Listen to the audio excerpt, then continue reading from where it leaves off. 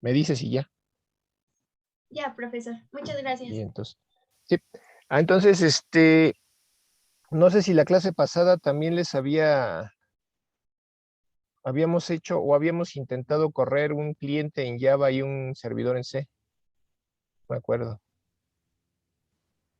No, todo fue en Java, creo. ¿Sí? Bueno.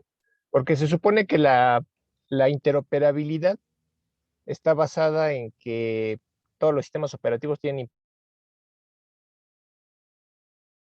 bueno, se espera que todos los sistemas operativos tengan implementada la pila de protocolos de TCP/IP, ¿no? Entonces, como todos tienen implementada la pila de protocolos de TCP/IP y esa pila de protocolos está basada en estándares, que significa que deben ser igual la implementación, pues técnicamente debería de ser interoperable, ¿no? La comunicación de un programa, aunque difiera el sistema operativo del cliente con respecto al del servidor, aunque difiera la arquitectura del procesador de la máquina donde está ejecutando la aplicación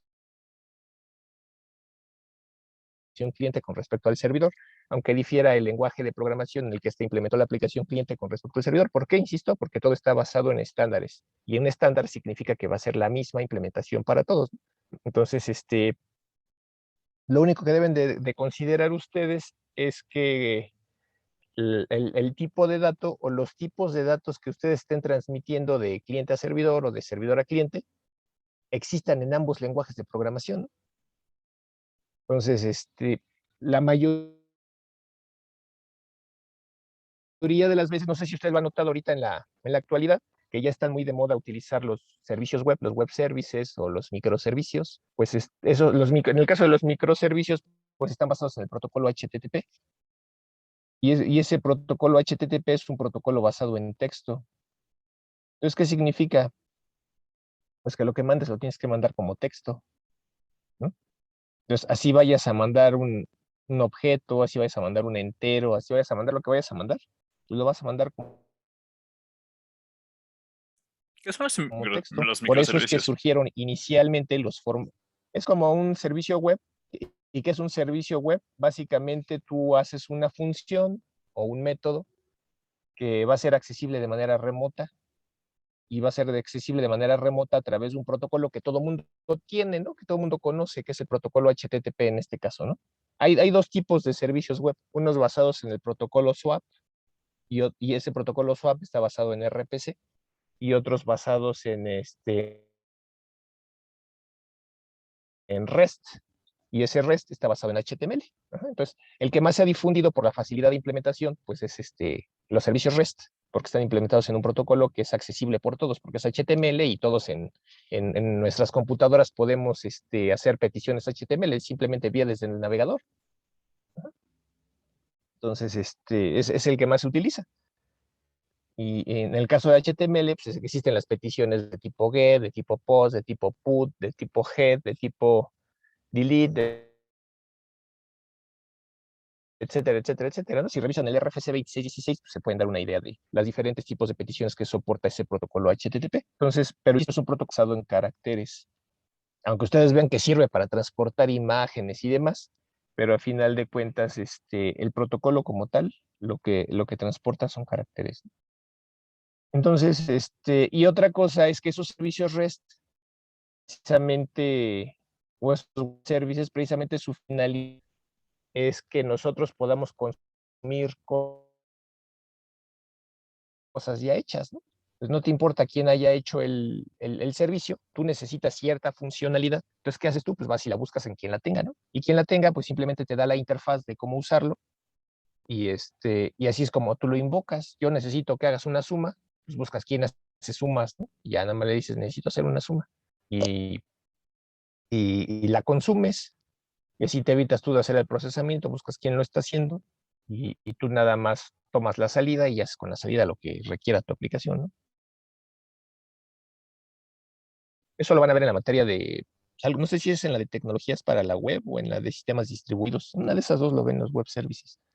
Pero al punto que voy es que esos servicios web pues son independientes igual de plataforma, de lenguaje de programación y demás. Entonces, pues deben de ser accesibles desde cualquier tipo de aplicación, siempre y cuando soporte, en el caso de los servicios REST, que soporta HTML, y no importa si está hecho en Python, si está hecho en C, si está hecho en Java, si está hecho en C Sharp, en lo que sean. ¿Y qué hacen para garantizar esta compatibilidad? Pues mandan todo como texto, ¿no? Ya sea, inicialmente lo mandaban como XML, que al final de cuentas es un formato basado en texto, aunque vayan los datos estructurados, pero están basados en texto, y ya tiene rato que también están utilizando mucho el formato JSON, la información, pero a final de cuentas lo mandas como texto, ¿no? ¿Por qué? Porque ese tipo de dato existe en todos los lenguajes de programación, sean estructurados o orientados a objetos, pues manejan el tipo de dato char, ¿no? Entonces, y sin embargo, no cualquier lenguaje de programación maneja algún otro tipo de dato, ¿no? Ese es casi universal entre todos los lenguajes de programación, y por eso es que buscan ese tipo de formatos para representar la información, para que sea independiente del lenguaje de programación en el que estés implementando uno de los dos extremos de la comunicación. ¿Sí se entiende? Sí, profe.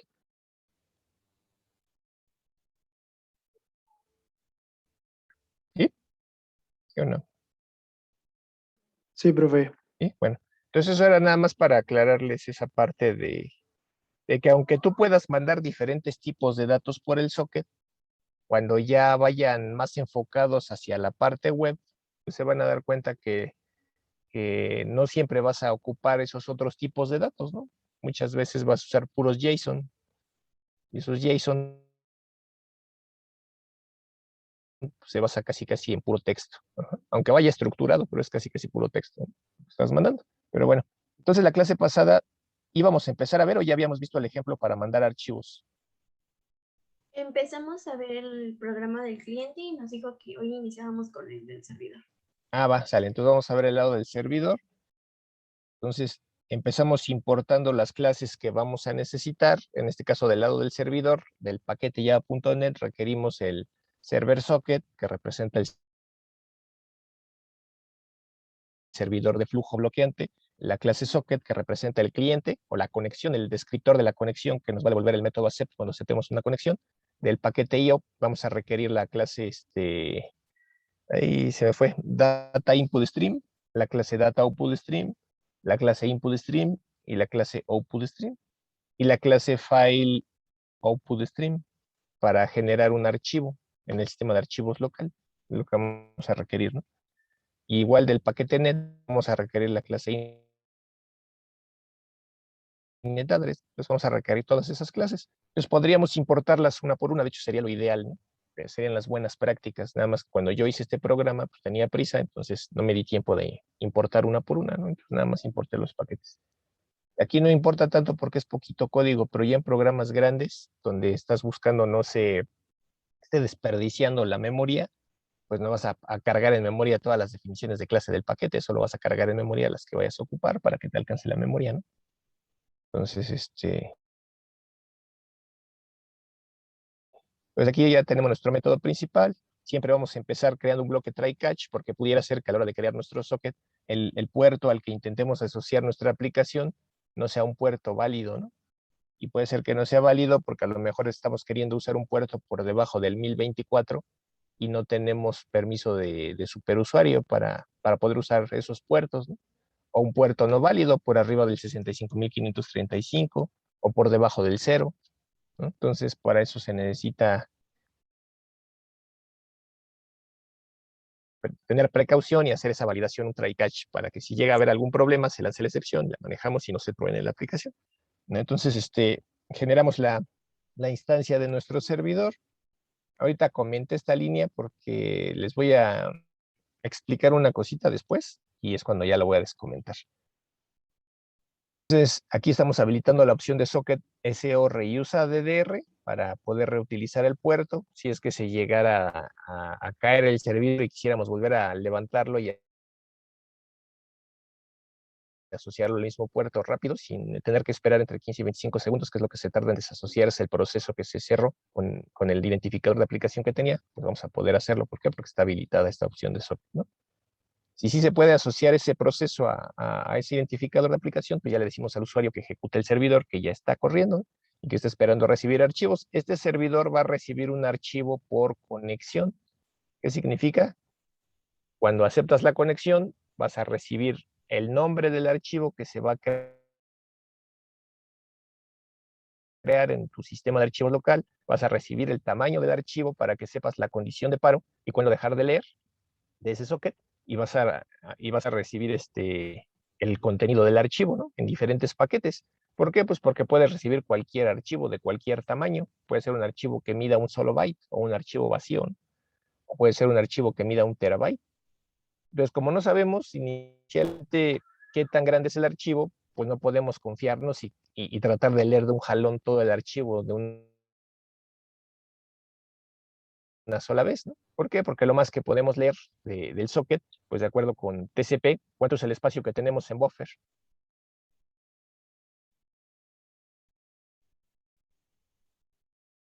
Ya habíamos visto, ¿no? De acuerdo al tamaño de ventana, De 65.000. 65.536 bytes, ¿no? Entonces, por eso es que tenemos que leer en pedacitos. Ajá. Bueno, entonces, lo que vamos a hacer aquí en el programa es que todos los archivos que se van a recibir del lado del servidor, los vamos a guardar en una carpeta en particular. Entonces, si se fijan, déjenme cambiarme al explorador de archivos. ¿Sí? Esta es la raíz de mi proyecto. Déjenme borrar esta carpeta.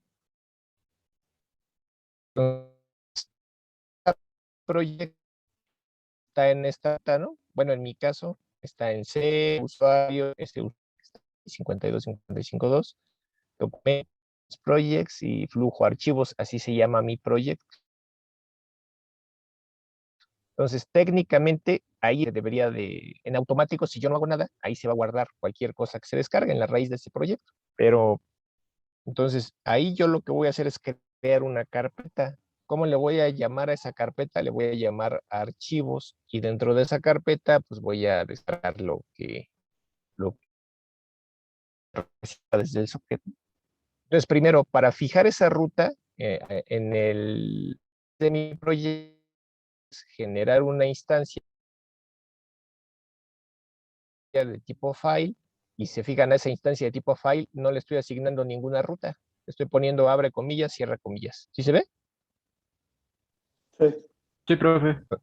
Entonces, en automático, cuando obtengo la ruta asociada a ese archivo que acabo de crear, con el método absolutePath o con el método getCanonicalPath, cualquiera de los dos da lo mismo, en ese momento, lo que me va a dar en esa cadena es esa ruta, la ruta de mi proyecto.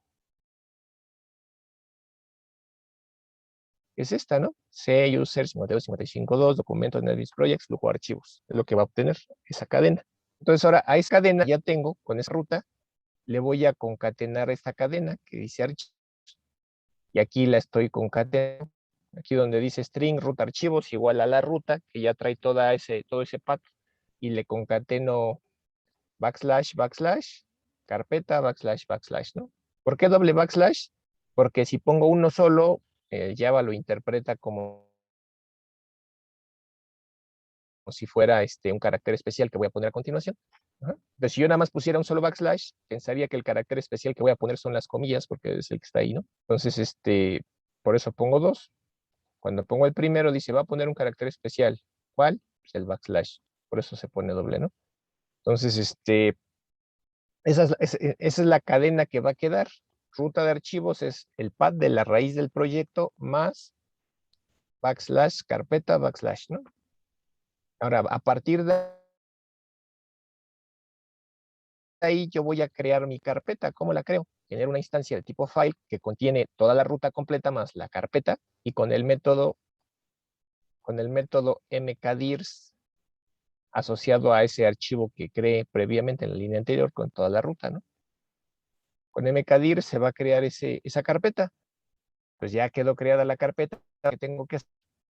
Tengo que darle, ¿para qué? Pues para que me deje meterle archivos dentro, ¿no? Entonces lo estamos haciendo con el método setWriteable en true. dándole permiso de escritura para poder crear archivos dentro de esa carpeta que se llama archivos. Pues ahora sí, voy a poner a mi servidor a que escuche de manera infinita, porque no sé en qué momento se van a conectar los clientes para mandarle archivos, ¿no? Ni sé cuántos archivos quieren mandar. Entonces, hago un ciclo de espera infinito, en algún momento va a llegar alguien, cuando llegue algún cliente, ¿no? Se va a conectar y voy a aceptar su conexión aquí con el método accept. Eso me va a devolver una referencia de tipo socket, y a través de esa referencia, pues voy a recibir el contenido del archivo, bueno, la metainformación y el contenido del archivo, ¿no? Entonces, a la hora que se conecte alguien, ya vi que corre la aplicación servidor, llegó alguien desde tal dirección y tal puerto, y empiezo a asociar los flujos de entrada y salida, ¿no? En este caso, primero voy a asociar el flujo de lectura. ¿Por qué? Porque el flujo de lectura es el que me va a permitir saber cuál es el nombre del archivo que se va a recibir. Entonces, yo no puedo asociar el flujo de escritura aquí primero, porque el flujo de escritura no va a estar asociado al socket, va a estar asociado a mi sistema de archivos local, que es lo que tengo aquí. Se fijan, el data output, que está asociado a otro flujo, pero este flujo está asociado al sistema de archivos local. El file output stream me va a permitir escribir archivos en mi sistema de archivos local del servidor. Ajá. Pero como no quiero escribir nada más bytes, por eso es que lo conecto con un data output stream. Para que este data output stream me permita escribir tipos de datos primitivos. Llámese int, long, float, char, boolean, etcétera, etcétera, etcétera. ¿Vale? Entonces, para eso tengo estas dos. Y ya ese file output stream, lo único que le tengo que decir es en qué archivo va a escribir.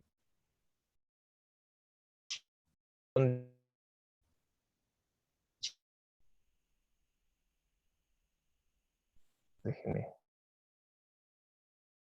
Una vez que la conecto, genero el flujo de lectura, data input stream, para poder leer diferentes tipos de datos primitivos, y ese flujo de lectura está asociado a mi socket. De ese socket queremos que primero voy a leer el nombre del archivo para saber con qué nombre voy a crear el archivo en mi sistema de archivos local, ¿no? Pues lo leo con el método readUTF desde el flujo de lectura y lo guardo en esta cadena, ¿no? Que dice nombre. Luego leo el tamaño del archivo. El tamaño del archivo es un tipo long, entonces lo leo con el método readLong, guardo aquí, y ese me va a decir cuál es la condición de paro para dejar de leer del socket, ¿no? Como sé que ya terminé de recibir el archivo completo, pues la cantidad de bytes que haya recibido sea igual a ese tamaño. Y ahora sí comienzo la descarga del contenido para poder escribir en el disco duro lo que estoy recibiendo desde el socket. Es cuando asocio mi flujo de escritura a la ruta, que sería la carpeta archivos que se creó, y además le agrego el nombre, cómo se va a llamar ese archivo que se va a crear, ¿no? Entonces aquí técnicamente es donde estoy creando el archivo en el disco duro. Y para acceder a ese archivo utilizo el data output stream. Sí, es fácil, ¿no? Entonces, lo único que tengo que hacer es ponerme a leer desde el socket, y lo que lea lo escribo en el disco duro. Entonces, para eso voy a utilizar estas tres variables, ¿no? La variable long, de tipo long, que se llama recibidos, es un acumulador que me va a permitir saber cuántos bytes he recibido desde el socket, o sea, cuántos bytes del archivo se han recibido. En cantidad, no en porcentaje, solo en cantidad. Y en el momento en el que recibidos tenga el mismo valor que tamaño del archivo, entonces en ese momento sé que ya se terminó de recibir por completo ese archivo, ¿no? La variable L simplemente sirve para saber cuántos bytes se pudieron leer de golpe, y la variable porcentaje, pues me dice si ya se descargó el 10%, el 20%, el 90%, el 100% del archivo. Ese lo calculo con una regla de 3. Entonces empiezo a iterar para descargar el contenido del archivo. ¿Qué tengo que hacer? Simplemente leer del socket, y lo que lea desde el socket lo escribo en el archivo, ¿no? Entonces, quedamos que voy a leer por pedazos el archivo. Yo pudiera haber puesto que quiero leer de un jalón 65.536 bytes, ¿no? ¿Por qué? Porque es lo que mide mi ventana. Pero no tendría ningún caso, porque a final de cuentas, todos los datos que salen por la tarjeta de red, pues están a expensas de cuál es el MTU de la tarjeta de red. Y en este caso, no sé ustedes, pero yo en mi máquina tengo una tarjeta de red Ethernet y el MTU de la tarjeta de red de Ethernet es de 1500 bytes. Entonces de nada serviría que le pusiera 65.536 bytes aquí en este arreglo, si a final de cuentas voy a estar recibiendo paquetes de 1500 bytes. ¿Sí queda claro? Sí, profe. Profe. Bueno, entonces, entonces genero un contenedor temporal donde que se reciban desde el socket antes de ser escritos al archivo, y ese se arreglo, ese de contenedor temporal, ¿no? Que va a medir 1500 bytes. Entonces aquí, en cada una de las iteraciones, en este while, inicialmente recibidos vale 0 bytes. Aquí voy a intentar generar un contenedor de 1500 bytes y voy a ir el 1500 bytes desde el socket, y eso lo hago aquí. Entonces, desde el flujo, desde el data input stream que está asociado al socket, acá arriba, aquí, desde ese data stream,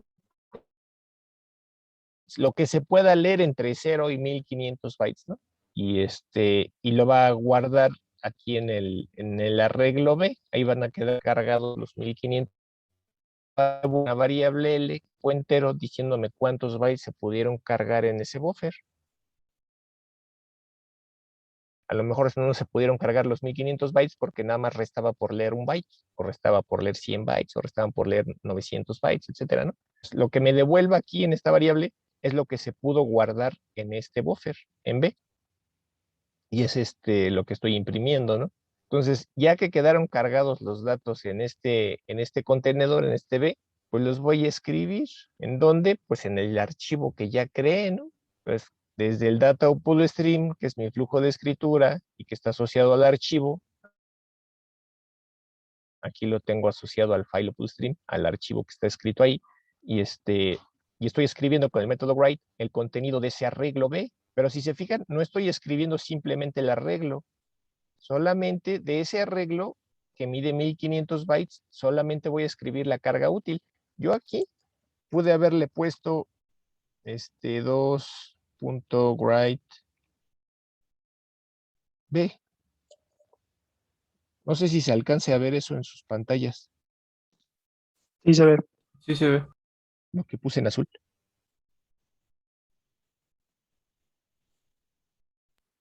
Sí se ve. Sí se ve, profe.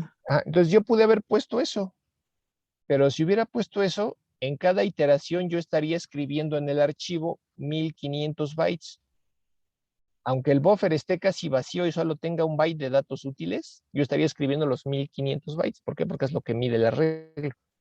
Entonces, por eso no usé ese método. Usé el método sobrecarga write como parámetro donde están los datos que vas a escribir, como segundo parámetro el offset o el desplazamiento, a partir de qué byte del arreglo vas a comenzar a escribir, o sea, a partir del inicio, y cuántos bytes vas a escribir. Estoy pasando la variable L, que es esta de aquí. Pues únicamente los bytes que se hayan podido leer son los bytes que voy a escribir. ¿Para qué? Imagínense que estoy mandando un archivo de 1500, un byte. ¿Qué significaría? Pues hacer dos iteraciones. En la primera iteración recibes 1500 bytes, en la segunda iteración recibes un byte. Entonces solamente estarías escribiendo en el archivo, en el sistema de archivos local, estarías escribiendo una iteración, un pedazo de 1500 bytes y un pedazo de un byte. Si hubiera dejado el otro método, estaría escribiendo 3000 bytes, primero 1500 y luego otros 1500. ¿Sí se entiende la diferencia?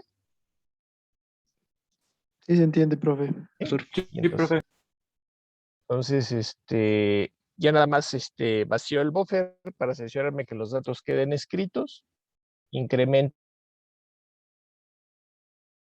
mi acumulador para que en la siguiente iteración, antes de intentar escribir datos, bueno, antes de intentar siquiera leer datos, antes de escribirlos en el archivo, primero valide si no se ha completado ya el 100% del envío, ¿no? Si el acumulador de recibidos vale más o vale lo mismo que el tamaño del archivo, significa que ya acabaste.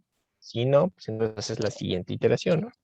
Entonces, incremento ese acumulador en cada iteración, calculo si el tamaño del archivo es el 100% de la transmisión, entonces el acumulador, el valor que tenga, ¿a cuánto equivale? Es una regla de 3. Y el valor que me dé, pues lo imprimo acá. Entonces, en algún momento, dado que en cada iteración se va incrementando el acumulador, en algún momento ese acumulador va a valer lo mismo que el tamaño. En ese momento se rompe ese bucle y me dice que el archivo ya se recibió, se cierran todos los flujos que estén abiertos, se cierra el socket y ya. Y el servidor queda esperando por la siguiente conexión, ¿no? Que sería la siguiente iteración del for. Aquí. Quedo esperando recibir el siguiente archivo. Entonces, por eso les digo, se va a recibir un archivo por conexión. Ajá. ¿Dudas hasta ahí?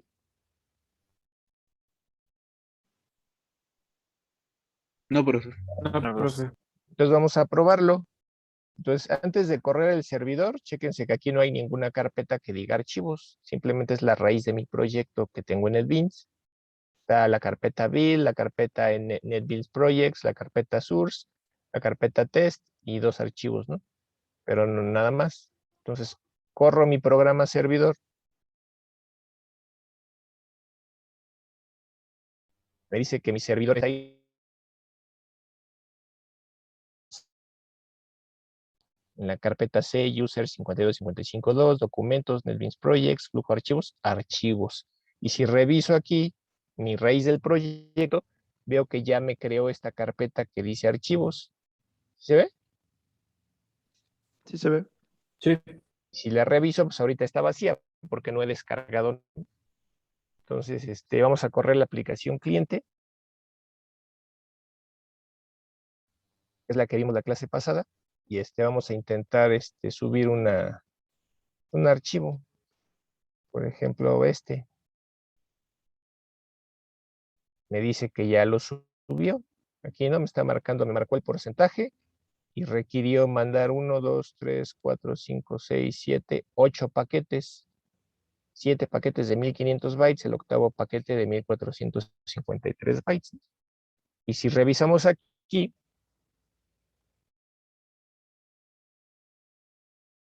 pues ya aparece un archivo, ¿no? La imagen que se descargó las propiedades, mide 13.1 kilobytes. ¿Sí se ve? Sí. Y el archivo original mide...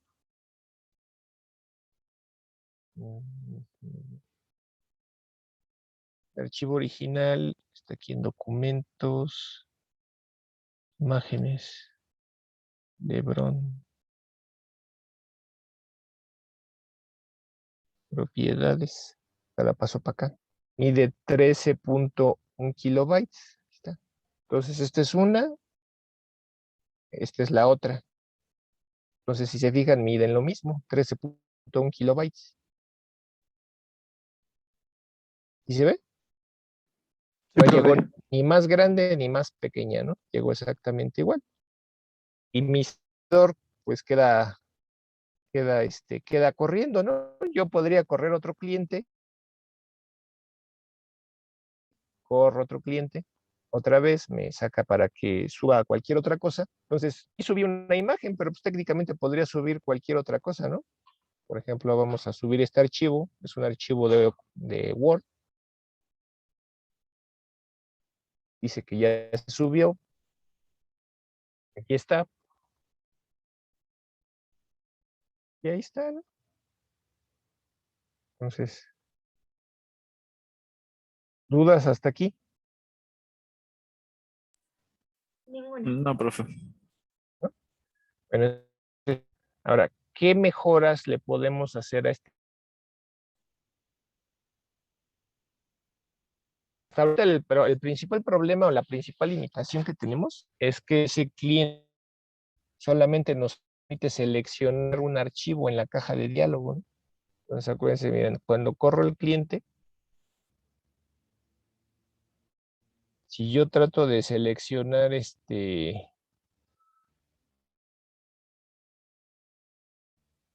¿dónde está? Por ejemplo, trato de seleccionar más de un archivo, pues no me deja, nada más me permite seleccionar uno, no me deja seleccionar más que un solo archivo a la vez. Entonces, ese es el primer problema que se tiene que resolver, ¿no? Comentando ahorita, váyanlo tomando en cuenta porque es lo que van a hacer a continuación. Van a tratar de corregir esos, ¿no? Primero hay que corregir cómo hacer que el file chooser pueda seleccionar más de un archivo, para el caso de que yo quiera transmitir más de un archivo, ¿no? Ese problema se soluciona muy rápido. ¿Cómo se soluciona? Lo que tienen que hacer es usar este método que dice set multiselection enable, ponerlo en true, y ya con eso les permite seleccionar más de un archivo.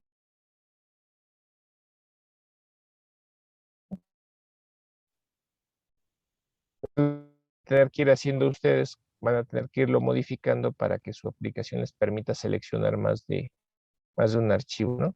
Pero si nos vamos aquí y tratamos de seleccionar más de un archivo, ¿sí se ve como si me permite seleccionar más de uno? Sí, Ahora, ¿cuál es el problema ahora? El siguiente problema que tienen que resolver. Ya pudieron seleccionar el archivo, pero si digo del cliente que vimos la clase pasada, aquí en la validación de lo que me devuelve la caja de diálogo, el file chooser, ustedes tenían esta línea de código que dice file f igual al jfilechooser.getSelectFile. O sea, me devuelve la referencia del archivo que seleccionó el usuario. Suponiendo que seleccionen un solo archivo, pero si en lugar de seleccionar un archivo seleccionaron 2 o 3 o 5 o 10 o n, pues ya no tendría por qué devolverme una sola referencia, sino n referencias. ¿Están de acuerdo? Sí. Entonces, en lugar de usar esto, modificar es. Entonces, en lugar de invocar al método getSelectFile, invocar al método getSelectFiles con ese al final. Y eso en lugar de devolverles una referencia de tipo file, les va a devolver una referencia de tipo file. ¿De qué tamaño va a ser ese arreglo? Pues depende de cuántos archivos hayan seleccionado. ¿Ah? ¿Qué más tiene que ver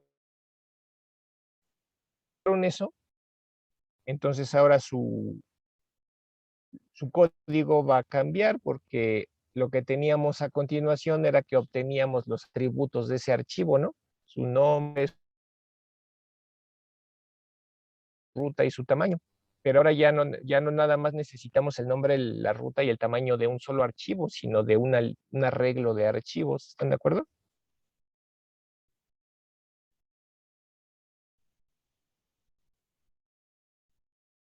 Entonces, ¿qué más tienen que modificar? Pues tienen que barrer o hacer un recorrido de ese arreglo completo, el arreglo que está aquí arriba, de ese arreglo que les devuelve el método getSelectFiles,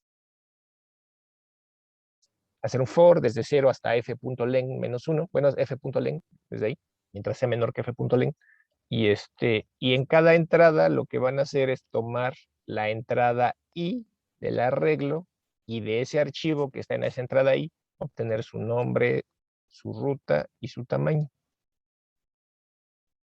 Pues ya tienen los datos de cada uno de esos archivos. ¿Ahora qué hacen? Pues tienen que mandarlos, ¿no? Entonces, ¿ahora qué tendrían que hacer? Pues hacer un for por cada uno de esos archivos, crear un socket, asociarle, bueno, conectarnos al servidor, asociarle sus flujos, mandar el contenido de un solo archivo a la vez en cada iteración de ese for. Cada iteración mandas un archivo, entonces dentro del for creas socket, asocias flujo, mandas archivo, cierras socket. Siguiente iteración, tomas el siguiente archivo del arreglo, creas socket, le asocias flujos, mandas ese otro archivo. Cierras socket, cierras flujos. Bueno, cierras flujos y luego cierras socket. Siguiente iteración, creas socket, mandas el siguiente archivo, cierras socket. Siguiente iteración, creas socket, mandas el siguiente archivo, cierras socket. ¿Sí se entiende? Sí, profesor. Eso es lo que van a tener que hacer. Entonces, pueden hacerlo así con un solo socket, implicaría porque abren el socket en el puerto en el que está escuchando el servidor, se conectan, mandan el archivo, se cierra, mandan el siguiente y así, ¿no? ¿Qué es lo que normalmente se hace cuando se transfieren archivos? Hay una especificación que es el protocolo FTP o el protocolo de transferencia de archivos, que para hacer eso utiliza dos sockets. Por eso les dije que aquí iba a descomentar este otro, ¿no? ¿Qué sería este otro? A lo mejor aquí nada más le puedes poner.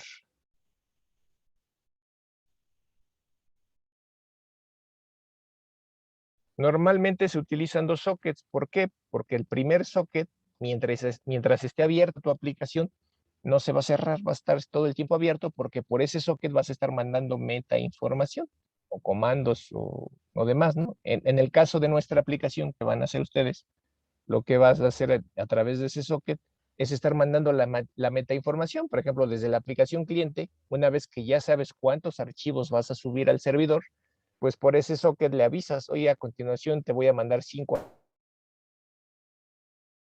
archivos, o te voy a mandar 10 archivos, o 20, o N archivos, ¿no? Cuando le avises cuántos archivos vas a hacer, pues del lado del servidor se va a preparar para saber cuántas conexiones aceptar a continuación por el segundo socket. ¿Sí se entiende? Sí. Sí, profe. Entonces, dejan abierta esta primera conexión, que es donde se va a conectar el cliente al servidor. Por ahí le mandas la meta información. A continuación te voy a subir 5 archivos o 20 archivos. El servidor dice, ah, va. Entonces, como ya sabe cuánto va a recibir, hasta ese momento que ya recibió esa meta información de cuántos archivos vienen a continuación, en ese momento crean el segundo servidor. Y dentro de ese segundo servidor, pues van a hacer otro ciclo for, pero ya no va a ser un forever. En ese caso va a ser un for por cada uno de los, bueno, una iteración del for por cada uno de los archivos que se preparan a recibir. Entonces, de eso, dentro de ese for, pues hacen el accept, se recibe el archivo, cierran el socket. Y en esta iteración hacen otro accept, se recibe el archivo, cierran el socket, ¿no? Y ya que hayan hecho eso, pues ya se cierra, al final de cuentas se queda cerrado ese segundo socket, ¿vale? Entonces, si el mismo usuario quiere mandar más archivos, pues por este otro socket, que es el de comandos o el de control, pues por ahí podría decir, pues ahí te van otros 10, ¿no? Y entonces va otra vez abajo el for de 0 a 9, si es que son 10 archivos, y otros 10 accepts. ¿Sí se entiende? Sí, profe. ¿Sí? Bueno, eso es lo que van a tener que hacer. Esa va a ser un ejercicio que van a hacer ahorita. ¿Cuál es la finalidad? Pues tener casi la mitad de avance de lo que van a hacer de primera práctica. Lo que van a hacer de primera práctica es hacer una aplicación de almacenamiento de archivos estilo Google Drive. ¿Sí han usado el Google Drive? Sí. Sí, profe. Sí. ¿Y qué pueden hacer en Google Drive? Pueden crear Almacenar archivos. pueden crear carpetas, pueden borrar carpetas, pueden descargar carpetas o subir carpetas, subir archivos, descargar archivos, pueden borrar archivos, pueden renombrar archivos, pueden hacer un montón de cosas. En nuestro caso ahorita lo limita poder subir o bajar carpetas o archivos. Ajá. Entonces ahorita estamos haciendo apenas la primera parte, que es poder subir y bajar pues varios archivos, ¿no? Ajá. ¿Sí queda claro?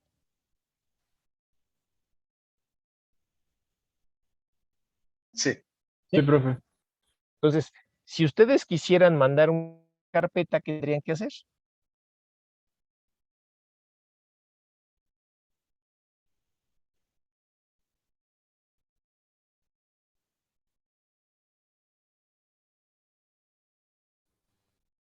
¿Comprimirla o algo así?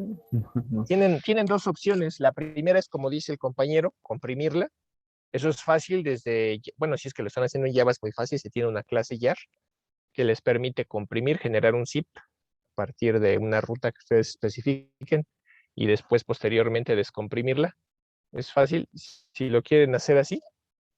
O la otra forma sería apuntar una instancia de la clase file, así como, ahorita les enseño un ejemplo. Déjenme descomentar esto que tengo aquí.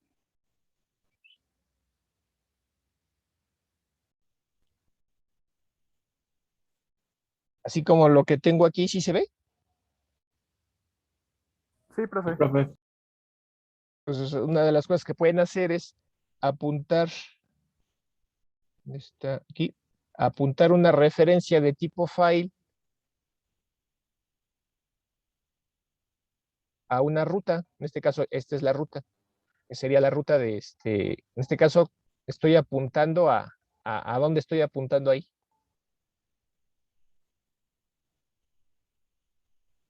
¿A la raíz del proyecto? A la raíz del proyecto. Y a esa raíz del proyecto solamente la estoy finalizando, la estoy terminando con un backslash, para que se vea que estoy apuntando a un directorio. ¿Sí se ve?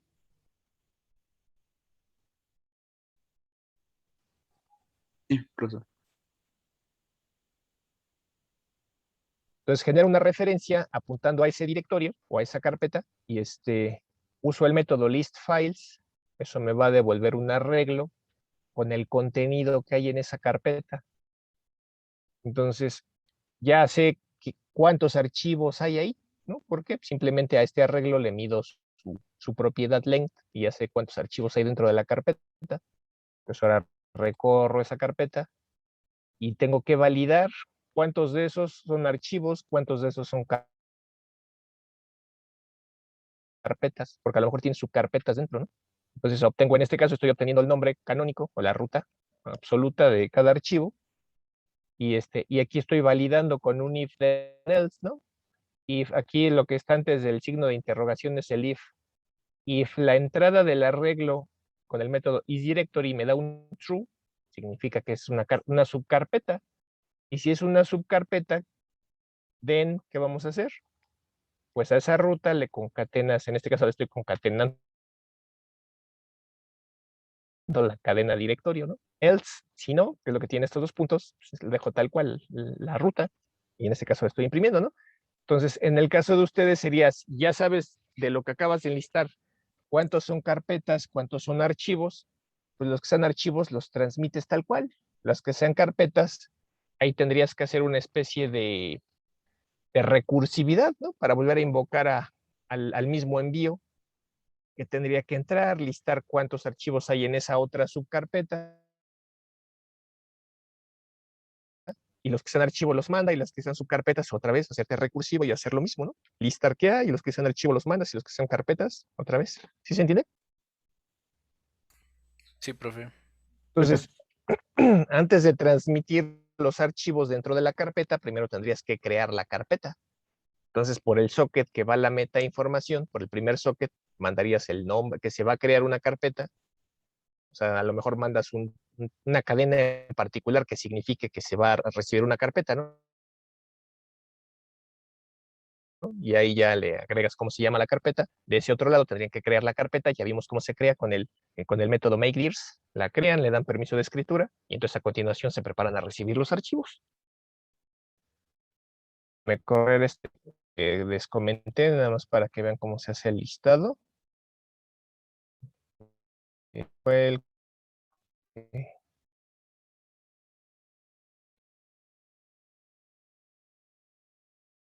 agarrar cualquier cosa.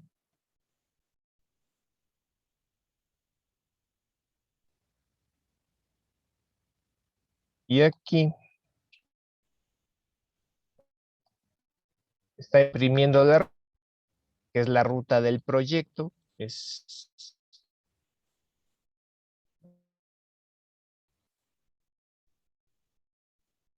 sabe dónde la dejé, ¿no? Pero déjenme ver. NetBeans, aquí está. Esta es la raíz del proyecto. Me dice que se encontraron 7 cosas. 1, 2, 3, 4, 5, 6 y 7. Ahí está. Lo que se encontró en la raíz. Y luego me dice que de esas 7 cosas que se encontraron, aquí dice, el primero pues es una carpeta, así se ve, como le concatenó aquí, directorio.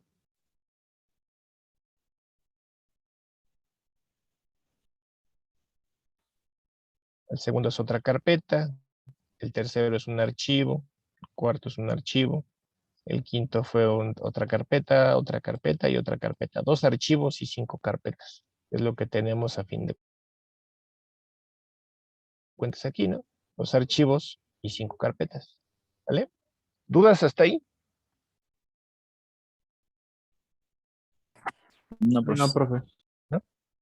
Bueno, entonces, eso sería, ya depende de cómo quieran mandar ustedes las carpetas, ¿no? Insisto, si lo quieren comprimir y mandarlo como un solo archivo para facilitarse la vida, o manejan algo de recursividad y así hacen el recorrido del contenido de lo que van a subir, ya sea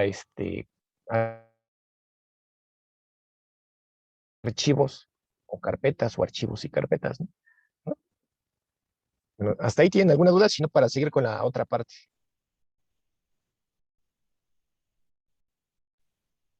Creo que no, profe. Ahora, a la hora que ustedes se conecten con el servidor, y esto ya sería parte de la práctica, nada más para irles adelantando, lo que van a tener que hacer a futuro, ya que esté lo que les acabo de pedir, es que cuando ustedes conecten su aplicación cliente con el servidor, ustedes puedan tener una vista de los archivos que hay localmente en su máquina y los archivos que hay en el servidor, en su carpeta asociada al servidor. Ajá. Les voy a poner un ejemplo de una aplicación. Déjenme la busco. Vittorio.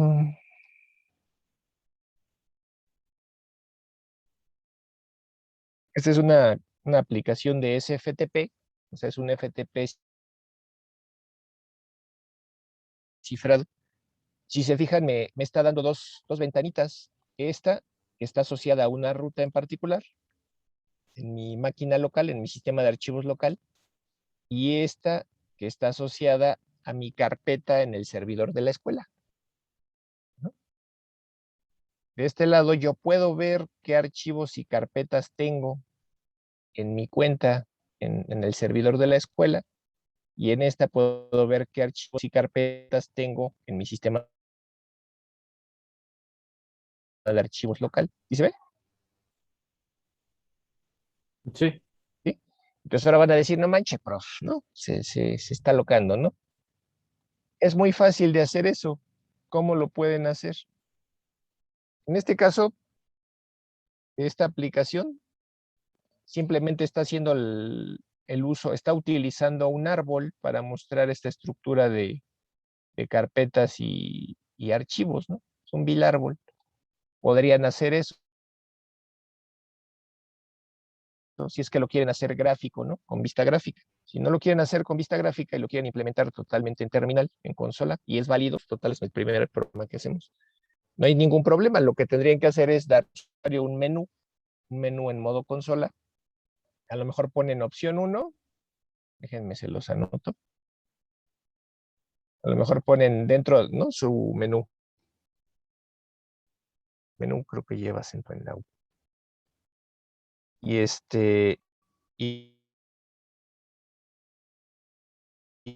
y de este menú, su opción 1 es ver o listar archivos locales, ¿no? Que sería como ver la estructura de directorios y archivos que tienen localmente en su máquina, en su sistema de archivos, que inicialmente van a estar apuntando a una ruta en particular, ¿no? A una carpeta en específico, a lo mejor a documentos, o a lo mejor a su proyecto, y a partir de ahí, a la raíz de su proyecto, es a partir de donde les va a listar lo que hay, ¿no? La segunda opción sería listar archivos remotos, que sería darles la vista del sistema de archivos de lo que tienen en la carpeta a donde está apuntando en el lado del servidor. Ajá, que serían como las dos vistas que les enseñé ahorita. Y a final de cuentas, ustedes ya vieron cómo se hace, ¿no? Generas una referencia de tipo file en el servidor, apuntando a la carpeta donde se van a subir y a descargar los archivos. Haces un list files, obtienes el listado de lo que hay ahí, validas de todos esos elementos, cuáles son archivos, cuáles son carpetas, y eso lo metes en un arreglo y lo mandas hacia el cliente, ¿no? En un arreglo, en un objeto, en una cadena, como lo quieras mandar. lo mandas al cliente, lo recibes en el cliente y nada más lo visualizas, lo imprimes. Bueno, y le das formato, ¿no? ¿Cómo le puedes dar formato? Pues a lo mejor mandas imprimir, ¿no? A lo mejor aquí tienes, imagínense que tienes carpeta, que se va a llamar carpeta 1. Y ya después, dentro de carpeta 1, a lo mejor tienes esta. ¿Dónde está? Ahí.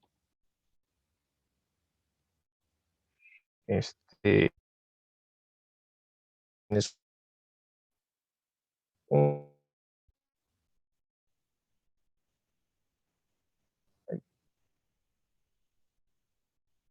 otro archivo 2. Y hay otra subcarpeta, ¿no? Carpeta 2. Hay carpeta 2.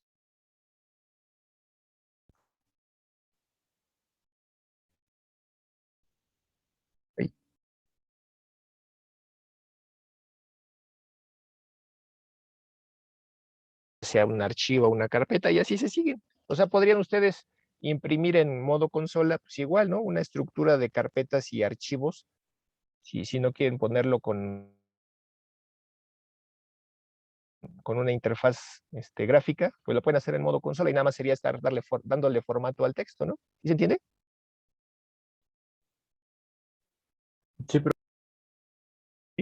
Entonces, para que el usuario, en el momento en el que se conecte al servidor, pueda revisar qué tiene localmente y qué tiene remotamente, ¿no?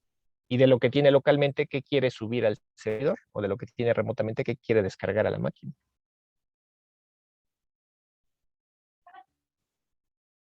¿Sí queda claro?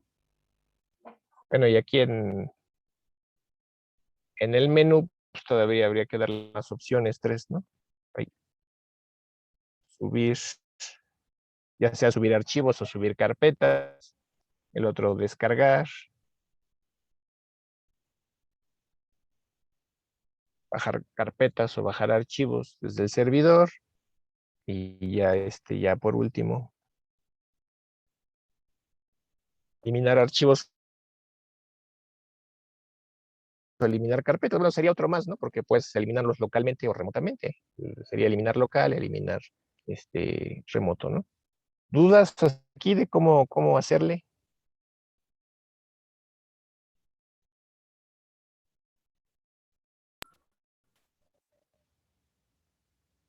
Acuérdense creo que que es en no, parejas, ¿no? profe. Bueno, entonces si no hay ninguna duda, pues ahora sí que lo que resta de la clase de hoy, váyanse poniendo de acuerdo con su compañero de equipo, puede ser que es en parejas, para ponerse a implementar primero el ejercicio ¿no? O ya si se quieren ir directo a la práctica, pues directo a la práctica, ¿no? Pues lo primero sería el ejemplo que les acabo, bueno, que vimos en clase de ese ejemplo, pues meterlo dentro de un método, y ese método lo van a invocar n veces por cada archivo que se tenga que subir. Lo siguiente que tienen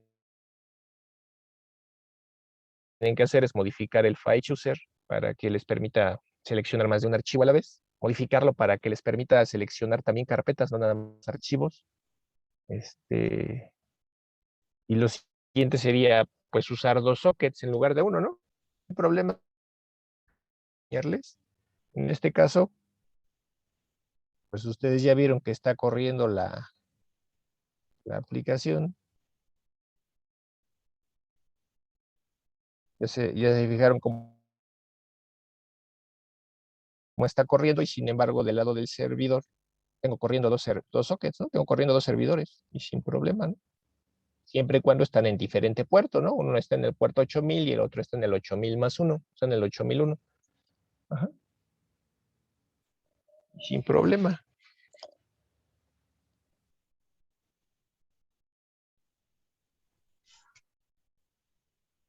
¿Alguna duda? Profesor, en este caso, el, el puerto 8000 sería solamente para establecer conexión. El puerto Ya no te oí. 8001 es a partir de donde empieza a aceptar la conexión con el con el cliente. Bueno, el cliente puede estar asociado al puerto que sea y el servidor va a estar en el 8000, ¿no? Acuérdate que cada aplicación tiene su identificador. El identificador del cliente va a ser el que le asigne el sistema operativo porque no lo estamos asociando a un puerto en particular. El identificador del servidor es 8000. Si utilizan 2 sockets, pues yo lo puse así para no perderse con el otro puerto, ¿no? Si ya sabes cuál tienes, pues el otro es el que sigue. Y ya tienes tus 2 sockets. Va a estar abierto durante toda la aplicación. Mientras está abierta tu aplicación, va a estar abierto ese socket, va a estar en comunicación el cliente con el servidor, ya sea para mandar la meta información que les decía, ¿no? Tú le avisas, voy a mandar X número de archivos o X número de carpetas, y de esa forma, del lado del servidor, te puedes preparar para saber cuántos accepts a continuación vas a hacer por el segundo socket, ¿no? Cuántos archivos van a llegarte. Ajá. ¿Sí se entiende eso? Es decir, que en ese datos es, digamos que en el ciclo for o en el método que vamos a construir ese datos.accept, y es cuando empezamos a Ajá, hacer todo el procedimiento que está un poco más abajo. ajá, ajá. O sea, aquí fíjense, aquí lo primero que tendríamos que hacer es, con este primer socket, que tengo aquí como S del servidor, sería nada más crear la carpeta, eso sí, y aceptar tu conexión, y a partir de esta conexión, lo que tú recibirías, todo esto que está para acá abajo sería en el segundo socket. En el primer socket, lo único que quedaría a partir de aquí, pues haces una lectura. ¿Para qué? Pues para saber qué es lo que desea hacer el cliente, ¿no? ¿Va a subirte archivos o va a subirte carpeta? Te va a subir carpeta, pues ahora sí ya en tu lógica, ya les dije, ustedes pueden decidir subir la carpeta por partes, archivo por archivo, o comprimirla y subir un solo archivo grandote, ¿no? Y descomprimirla de ya que está del otro lado, ¿no? Ahí ya depende, insisto, revisen la clase, me parece que se llama YAR la clase, y con eso les permite comprimir archivos. O JZip, no me acuerdo si se llama YAR o se llama JZip, y con esa les permite generar archivos .zip.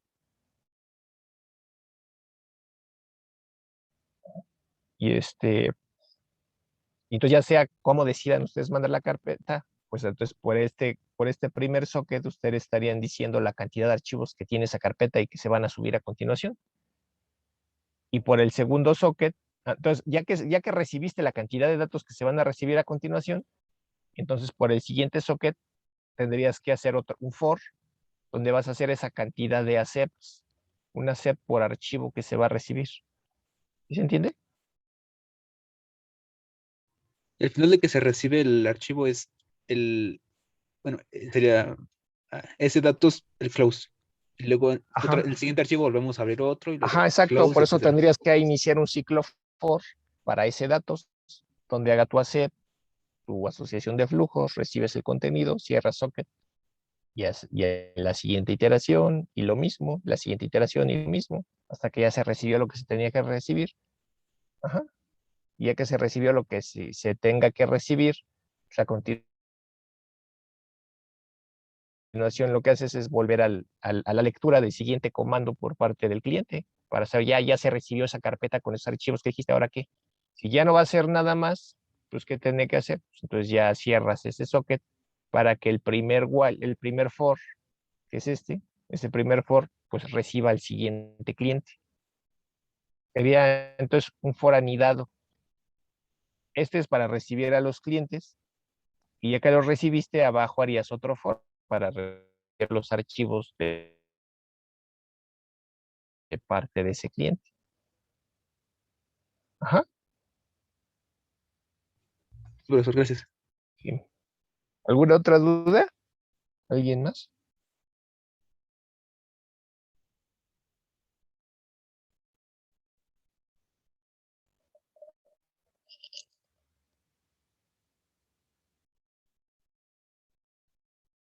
Bueno, si no hay dudas, yo voy a estar aquí por cualquier duda que les surja mientras se ponen de acuerdo.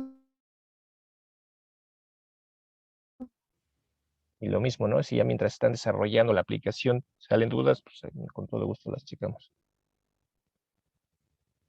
Profesor, ¿cuándo se entregaría la práctica? Tienen todo el parcial para entregarla. Ah, ok, muchas gracias. La cosa es que, pues sí, traten de irlo sacando porque vamos a suponer que en una semana o 2 semanas yo ya les dejo la siguiente práctica. Y entonces, para evitar que se les vayan acumulando, que aún así, ¿no? Pues están trabajando en parejas, ya sea que los dos trabajen sobre la misma práctica o se turnen, ¿no? Que digan, yo hago la primera, tú la segunda y así, ¿no? No sé, como decidan ustedes organizarse para ponerse a trabajar, pero sí no dejen que se les vayan acumulando. José, dices que tienes un problema, que hace rato tu compañero dijo que se va a dar de baja. Entonces, bueno, no hay problema, José. En caso de que tu compañero se diera de baja, ¿alguien está trabajando solo ahorita? ¿Que no tenga pareja? Yo no tengo. Ah, pues puedes trabajar con José, ya sea Sí, que si se queda solo, pues ya haces pareja con él. Si no se queda solo, pues ya trabajas con José y con quien esté José. ¿Vale? sí, está bien. Dale, nada más ponte de acuerdo con él para que te dé su phone y ya se comuniquen. Sí, gracias. Sí.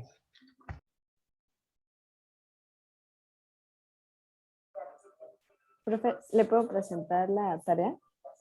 Sí, nada más déjame dejar de compartir. Ok, Ahora sí, ya adelante. ok, a ver. Permíteme.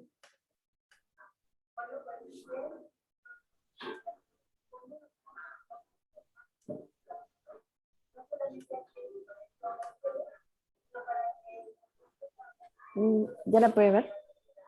Está cargando.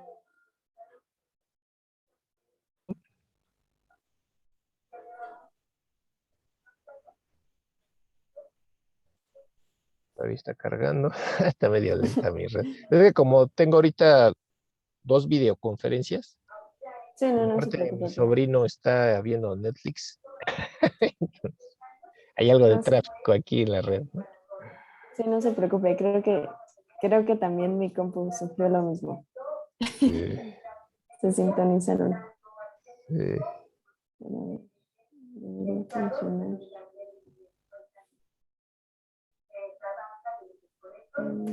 No, creo que sí se traba.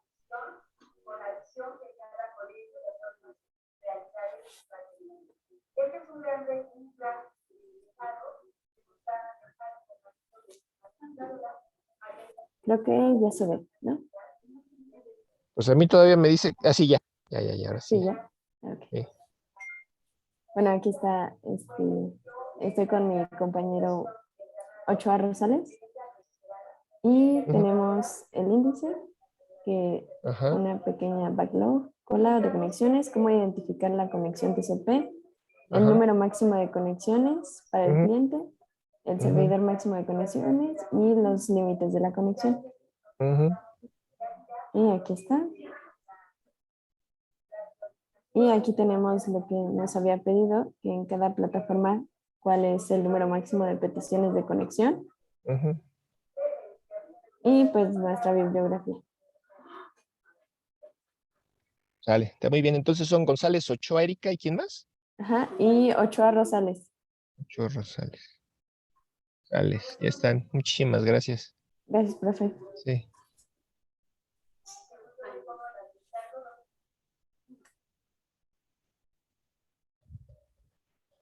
Bueno, ya son 6:51.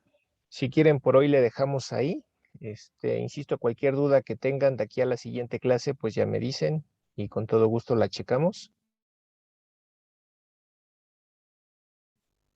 Si ya nadie tiene duda ni va a entregar nada, pues ya podemos dar por concluida la clase de hoy, ¿sale? Vale, profesor. Bueno, tengan muy bonito fin de semana y nos estamos viendo el lunes a la hora de clase. Ok, Igualmente, profe. Bueno, vamos. Sí, profe, nos cuídense vemos. mucho, Hasta pásenla luego, profe. bonito. Gracias, Bye. profe. Hasta luego. Nos Gracias. vemos. Luego, profesor. Vale, nos Que vemos. tenga bonito fin de semana. Igual.